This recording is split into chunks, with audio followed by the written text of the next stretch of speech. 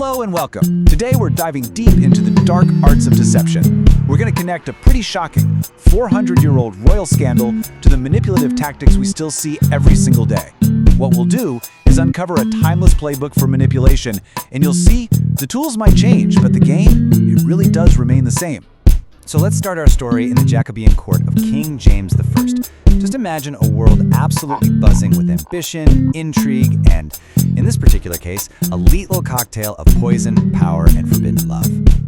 Now, let's just jump 400 years forward to our time.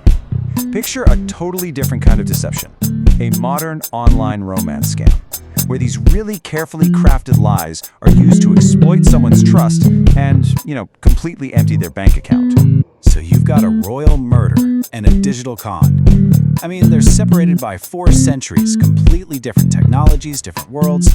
So what could they possibly have in common? Well, as it turns out, almost everything. The core tactics of manipulation haven't changed at all. Let's dig into that a little. This quote from a 1941 court case just nails it, doesn't it? Deception isn't some new invention, it just adapts. The fundamental tools that manipulators use are timeless because they prey on our most basic human emotions: trust, fear, and of course, desire. The methods evolve, but the strategy is identical. The poison and those scandalous pamphlets from back then, they've just become the fake profiles and gaslighting of today. Secret letters are now phishing emails. The playbook is exactly the same, it's just the tools that have gotten a digital upgrade. Okay, so let's get into our first case study, the Overbury Affair. This is a wild, true story of sex, ambition, and murder that really exposed the dark underbelly of King James I's court and had the entire nation completely captivated. So this timeline really breaks down the whole conspiracy. It all kicks off in 1612 when Sir Thomas Overbury gets in the way of a really powerful couple. By 1613, he's silenced. First, he's thrown in the Tower of London, and then he's silenced permanently with poison. But the story doesn't stop there. When the whole plot was uncovered 2 years later, the trials became the biggest news of the era, and the king's decision to pardon the main conspirators, well, that ended up seriously damaging his own reputation. So how did news about all this get out? Well, it spread through these short, scandalous poems called libels, just like this one. People passed them from hand to hand, they were sung in taverns, they basically worked like today's viral, reputation-destroying memes. They took all this complex court drama and just boiled it down into these biting, unforgettable insults. Okay, now that we have the story, let's kind of zoom out and actually define the playbook. We're going to look at 3 key psychological tactics that are absolutely central to the art of manipulation, both back in the 17th century and right now. First up is gaslighting. Now, the term might feel modern, but trust me, the tactic is ancient. It's all about making the victim doubt their own mind. You've heard the phrases, "that never happened." You're just imagining things. You're being too sensitive. By twisting reality, the manipulator makes their victim dependent on their version of the truth, and that gives them an incredible amount of power. Next, we've got something called the paradoxical defense. And this one is, well, it's a bold move. Think about a partner who's cheating, but is constantly accusing you of being unfaithful. What they're doing is creating chaos. They put you on the defensive, right? So you're busy trying to prove your innocence while their own guilt just flies under the radar. It's a brilliant, if terrible, psychological smokescreen. And finally, there's the norm of reciprocity. This is a deep, fundamental social instinct we all have. If someone does you a favor, you feel this natural urge to pay it back. It's kind of the glue that holds society together. But manipulators weaponize this. They'll give you an unsolicited gift or favor to make you feel like you owe them, trapping you into doing what they want later on. So here's the really crucial point. When you start combining these ideas with other common tactics, like pretending to be a friend, hiding key information, or using fear, what you get is a powerful playbook for deception. These aren't just isolated tricks. They're part of a coordinated strategy designed to gain control.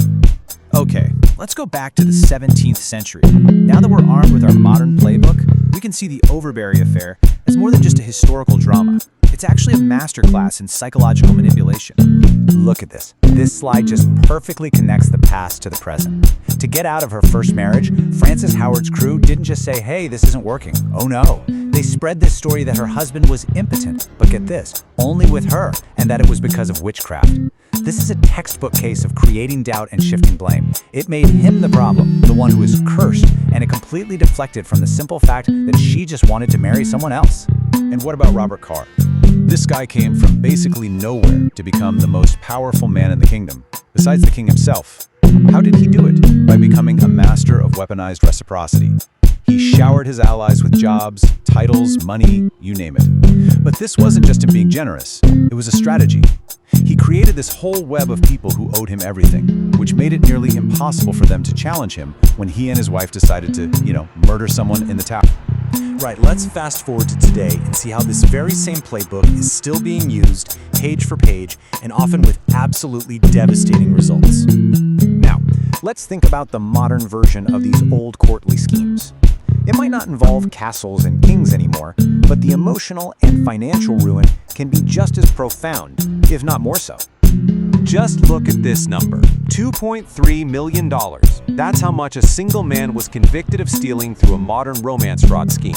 Just like those court plots of the past, he used a calculated plan of manipulation to gain his victims' trust before absolutely destroying them, both emotionally and financially. The weapons have changed, but that cold, calculated intent to cause harm, that hasn't changed a bit. And right here, you can see that modern playbook in action. It always starts with the friendship trick. They build that trust. Then comes selective information. They control the story. A lot of the time, the scammer will try to isolate the victim from friends or family, anyone who might smell a rat. And then finally, they spring the fear trap, a fake emergency that needs an immediate wire transfer. It's the same timeless pattern. Exploit trust, control the narrative, and weaponize emotion. So, what's the big takeaway from all this? Why should a 400-year-old murder mystery matter to you today? Well, because it proves that while our technology changes like crazy, human behavior and human vulnerability, they stay pretty constant. And this brings us to the most important question of all. If these tactics are so timeless, so hardwired into our psychology, are we just doomed to keep falling for them? How do we even begin to defend ourselves? The answer is actually pretty simple. The single best defense is awareness. It's about recognizing the game as it's being played. Once you understand the playbook, once you can spot someone trying to create doubt or exploit that feeling of reciprocity or shift blame, their power over you just shrinks dramatically. Awareness, really, is your shield. So we'll leave you with this final thought.